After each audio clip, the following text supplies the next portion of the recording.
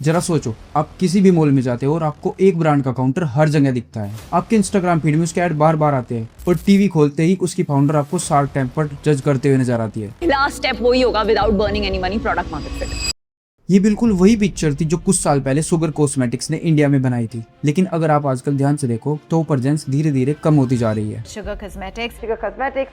और आज हम इस वीडियो में एग्जैक्टली यही चीजें डिस्कस करेंगे कि शुगर कॉस्मेटिक्स इतना पॉपुलर ब्रांड होने के बाद भी ऐसी कौन सी गलतियां कर रहा है कि आज वो इस मोड़ पर आकर खड़ा हो गया है। आज हम बात करेंगे उसके मार्केटिंग मॉडल की, बढ़ते कंपटीशन की और कस्टमर रिटेंशन के उस गैप की जिसने पूरी फाउंडेशन हिला दी। और वीडियो के लास्ट में हम इन सब चीजों का असली फाइनेंशियल इम्पैक्ट भी देखेंगे ताकि पूरी तस्वीर क्लियर हो सके। दोस्तों, ये सिर्फ एक ब्रांड की कहानी नहीं बल्कि एक बिजनेस केस स्टडी है जो हमें सिखाती है कि पॉपुलैरिटी और प्रॉफिटेबिलिटी दोनों अलग चीजें होती है। और वीडियो के एंड में इस पूरी स्टोरी से कुछ लेसन्स भी मिलने वाले हैं जो आपको जरूर जानने चाहिए। सो इस वीडियो को एंड तक जरूर देखना। लेकिन उससे पहले हमारे चैनल को सब्सक्राइब करना और जो हमने और बिजनेस केस स्टडीज आपके लिए बनाई हुई है उन्हें एक बार जरूर देखना एंड कमेंट में बताना कि वो आपको कैसी लगी। तो चलिए शुरू करते हैं। इस पूरी कहानी की जड़ को समझने के लिए हमें 2015 में वापस जाना पड़ेगा, जब विनीता सिंह और कौशिक मुखर्जी ने कुछ ऐसा देखा जो बाकी सब मिस कर रहे थे। जरा सोचो, एक नॉर्मल इंडियन स्टूडेंट मॉल में दो काउंटरों के बीच कंफ्यूज खड़ी हुई है।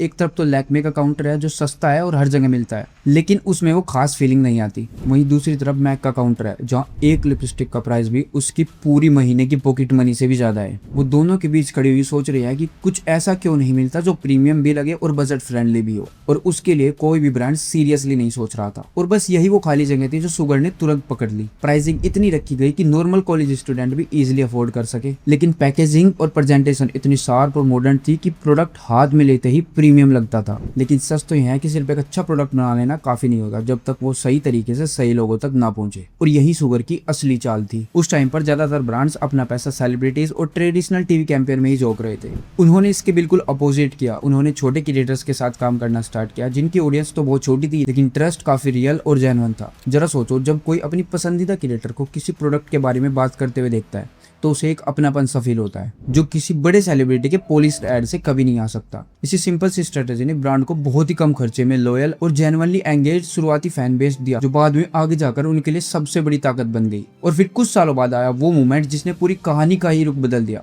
Shark tank India. हर हफ्ते टेलीविजन पर विनीता सिंह का आना उन्हें सिर्फ एक कंपनी की फाउंडर ही नहीं बल्कि जाना पहचाना और रिलेटेबल फेस बना गया। इसको इस तरह से समझो कि अगर कोई ब्रांड चाहे कि उसकी बात हर हफ्ते मिलियंस लोगों तक पहुंचे तो उसको इसके लिए करोड़ों का एडवर्टीजमेंट बजट लगेगा। और ये विजिबिलिटी ट्रस्ट शुगर को बिना खर्च किए मिल गई, वो भी बिल्कुल फ्री में। और कंपनी ने इस अपॉर्चुनिटी को वेस्ट नहीं जाने दिया। उन्होंने अपना फोकस टीयर 2 और टीयर 3 सिटी की तरफ मोड़ दिया जहाँ यंग कंज्यूमर ट्रेंड के साथ चलना तो चाहते थे और इंस्टाग्राम देख देख कर ट्रेंडी भी दिखना चाहते थे, लेकिन उनके पास लग्जरी ब्रांड को अफोर्ड करने के पैसे नहीं थे। और यही वो ऑडियंस थी जिसने शुगर को एक मास ब्रांड बनाया और छोटे शहरों के घर घर तक पहुंचा दिया। और इसी वजह से कंपनी का रेवेन्यू इस पीरियड में रुका नहीं बल्कि लगातार बढ़ता गया। अब यहाँ एक दिलचस्प मोड़ आता है जो पोजीशनिंग कभी शुगर को बाकी सबसे अलग बनाती थी कि उनके प्रोडक्ट खास तौर पर इंडियन स्किन टोन और इंडियन वेदर को ध्यान में रखकर बनाए गए हैं। ये चीज शुगर ने कोई पहली बार नहीं की थी और ना ही वो इसको करने वाला कोई अकेला ब्रांड था। पर अब तो ये बात लगभग पूरी इंडस्ट्री की कॉमन बात बन चुकी है। अब चाहे मामाअर्थ हो, प्लम हो, रिनी हो, पिलग्रिम या स्विस ब्यूटी,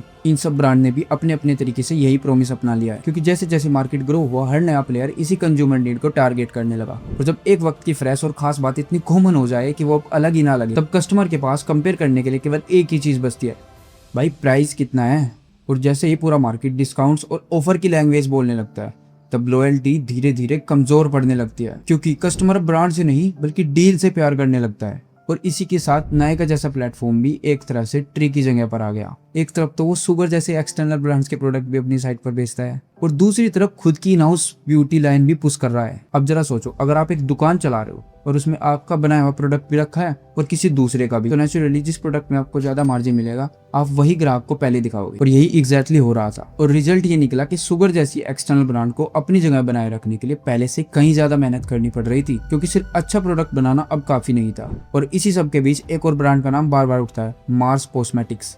जहाँ शुगर पूरी स्पीड से एक्सपेंड कर रहा था, स्टोर पे स्टोर खोल रहा था, वही मार्स ने इसका अपोजिट रास्ता चुना, धीमे और डिसिप्लिन तरीके से बढ़ना बिना ज्यादा शोर मचाए। और ये चॉइस एक छोटा सा लेकिन एक इम्पोर्टेंट सवाल खड़ा कर रही थी, क्या सिर्फ तेजी से आगे बढ़ना ही सक्सेस है या फिर सही तरीके से और संभल के आगे बढ़ना ज्यादा मैटर करता है। दोस्तों, ये सवाल सिर्फ ब्यूटी इंडस्ट्री के लिए सीमित नहीं है, किसी भी बिजनेस के लिए इक्वली मैटर करता है। कंपनी के एक वेयर हाउस में आग लग गई जिससे काफी सारा स्टॉक बर्बाद हो गया। सोर्सेज के अकॉर्डिंग लगभग 20% ऑफ इन्वेंट्री खराब हो गई। और सबसे दुखी करने वाली बात ये थी कि ये इंसिडेंट्स ठीक तब हुआ जब वेडिंग सीजन और फेस्टिव डिमांड अपने पीक पर होती है, जब हर ब्यूटी ब्रांड के लिए साल का सबसे इंपॉर्टेंट पीरियड होता है। ब्यूटी जैसी इंडस्ट्री में अगर प्रोडक्ट सही टाइम पर सेल पर ही ना हो तो कस्टमर वेट नहीं करता, वो तुरंत कोई दूसरा ब्रांड ट्राई कर लेता है, और एक बार जो कस्टमर स्विच कर लेता है उसे वापस अपने पास लाना सबसे महंगा और मुश्किल काम होता है। इसी मुश्किल दौर में कंपनी ने एक और काम चुपके से किया, अपनी टीम का साइज धीरे धीरे कम करना शुरू कर दिया। कोई बड़ा पब्लिक अनाउंसमेंट नहीं हुआ, कोई हेडलाइन नहीं बनी, सब कुछ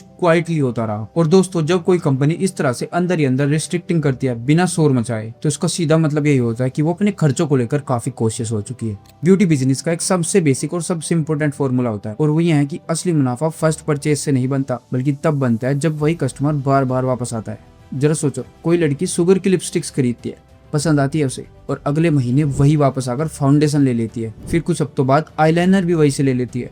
जब ये साइकिल चलती रहती है तभी जहाँ पर कंपनी के लिए वो रिलेशनशिप फाइनेंशियली सेंस बनाता है, क्योंकि एक कस्टमर को पहली बार अपनी तरफ खींचना ऑलरेडी महंगा काम होता है, और अगर वही कस्टमर सिर्फ एक बार खरीद कर गायब हो जाए तो कंपनी के लिए वो सारा खर्चा लगभग बेकार हो जाता है। अब यहाँ शुगर के साथ जो है वो समझना जरूरी है। नए कस्टमर लाना उनके लिए कभी भी बड़ी प्रॉब्लम नहीं रही। ब्रांड रिकॉल इतना स्ट्रॉन्ग था कि कस्टमर इजिली अट्रैक्ट हो जाते थे। असली चैलेंज था उन्हें रोक कर रखना, उन्हें दोबारा और फिर दोबारा खरीदने के लिए कन्विंस करना, और इस गैप्स को फिल करने के लिए कंपनी एड्स, ऑफर्स और डिस्काउंट्स पर डिपेंड करती रही। क्योंकि जब ऑर्गेनिक रिपीट परचेज का हो तो कंपनी को बार बार याद दिलाना पड़ता है कि हम यहाँ हैं, वापस आओ। अब इसको एक छोटे से एग्जांपल से समझते हैं जो इस पूरी बात को क्रिस्टल क्लियर कर देगा। सोचो, एक बकेट है, बाल्टी है, और उसमें ऊपर से पानी डाला जा रहा है, लेकिन उसकी तली में एक छोटा सा छेद है। अब जितना भी पानी ऊपर से डालते रहो वो बकेट कभी पूरा भरेगी ही नहीं, क्योंकि नीचे से उतना ही या उससे ज्यादा पानी लगातार बाहर निकलता रहेगा जब तक वो छेद बंद नहीं होता। बकेट भरना सिर्फ एक इल्यूजन बना रहेगा, चाहे आप कितनी भी स्पीड से पानी डालते रहो। शुगर के केस में भी यही हो रहा था, वो छेद था वीक रिपीट परचेज रेट। नए कस्टमर ऊपर से आते रहे, मार्केटिंग पर पैसा खर्च होता रहा, लेकिन जितनी रफ्तार से कंपनी को ग्रो करना चाहिए था उतनी रफ्तार नहीं मिल पा रही थी, क्योंकि बहुत बड़ा हिस्सा कस्टमर बेस का लीक हो रहा था। एक बार खरीद कर वापस नहीं आ रहे थे, और जब रिटेंशन इतना वीक हो तो कंपनी के पास सिर्फ एक ही रास्ता बचता है, और ज्यादा एड्स चलाओ और ज्यादा डिस्काउंट्स दो, ताकि कम से कम टॉप लाइन नंबर ठीक दिखता रहे। और यहीं से एक ऐसा साइकिल शुरू होता है जिससे निकलना काफी मुश्किल हो जाता है, क्योंकि जब तक एड्स चलते रहते हैं, सेल्स भी आती रहती है और सब कुछ नॉर्मल लगता रहता है, लेकिन जैसे ही एड्स थोड़े कम किए जाते हैं या बजट थोड़ा टाइट किया जाता है तो सेल्स एकदम से नीचे गिर जाता है, क्योंकि अंडरलाइंग लॉयल्टी कभी बिल्ड ही नहीं हुई थी। मतलब ग्रोथ असली नहीं थी, वो सिर्फ तब तक दिख रही थी जब तक पैसा फ्लो हो रहा था। और ये किसी भी बिजनेस के लिए सबसे डेंजरस जगह होती है, जहाँ ग्रोथ तो दिखती है लेकिन उसकी नींव खोखली होती है, और कंपनी की असली पिक्चर दिखती है उसकी बैलेंस शीट में। कंपनी का रेवेन्यू कभी 2021 में रफली 127.8 करोड़ था, जो 2024 तक बढ़कर अराउंड 505 करोड़ के आसपास पहुंच गया था। एक इम्प्रेसिव जंप। लेकिन इसी ग्रोथ के साथ लॉस भी बढ़ रहे थे। यही वो पॉइंट था जहां से चीजें और ज्यादा प्रेशर में आई, क्योंकि 2025 तक ये लॉसेस लगभग पिछले साल से डबल होकर 135 करोड़ के आसपास पहुंच गए, और इसी साल रेवेन्यू भी गिरकर अराउंड 412 करोड़ रह गया। मतलब एक तरफ तो सेल्स नीचे जा रही थी और दूसरी तरफ खर्चा ऊपर, और इसका एक सबसे बड़ा रीजन था एडवर्टाइजिंग पर हो रहा खर्च। कंपनी ने अपने प्रमोशनल एक्टिविटीज पर FY25 में रफली 168 करोड़ रुपए स्पेंड किए, और टोटल रेवेन्यू का लगभग 40% बन गया।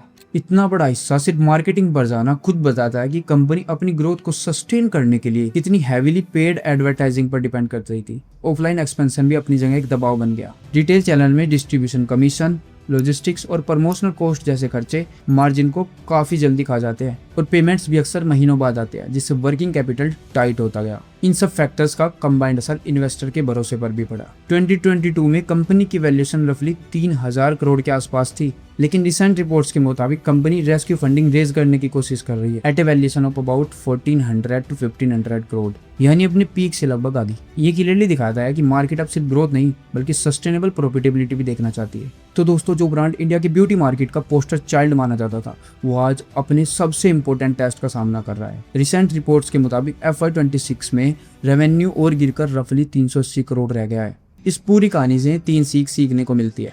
फर्स्ट, विजिबिलिटी कभी प्रॉफिटेबिलिटी की गारंटी नहीं होती। सेकंड, कि अगर नए कस्टमर लाने का खर्च उसकी लाइफ टाइम वैल्यू से ज्यादा हो जाए तो ग्रोथ कभी सस्टेनेबल नहीं रहती। एंड थर्ड, जब तक डिफरेंशिएशन जेन्युइनली स्ट्रॉन्ग ना हो, कंपटीशन ब्रांड को प्राइस वॉर में खींच ही लेता है। शुगर के पास अभी भी स्ट्रॉन्ग ब्रांड रिकॉल और वाइड डिस्ट्रीब्यूशन जैसी चीजें मौजूद है, जो कोई भी ब्रांड रातों रात नहीं बना सकता। तो क्या शुगर फिर से अपनी राइज की तरफ लौटेगी? अब ये तो वक्त ही बताएगा। एंड आपको उस बारे में क्या लगता है? Let me know in the comment box. और ऐसी और इंटरेस्टिंग बिजनेस केस स्टडीज के लिए हमारे चैनल को सब्सक्राइब करें। आपका एक सब्सक्रिप्शन हमें बहुत मोटिवेट करता है, जिससे हम आपके लिए और ज्यादा इंटरेस्टिंग बिजनेस केस स्टडीज ला सके।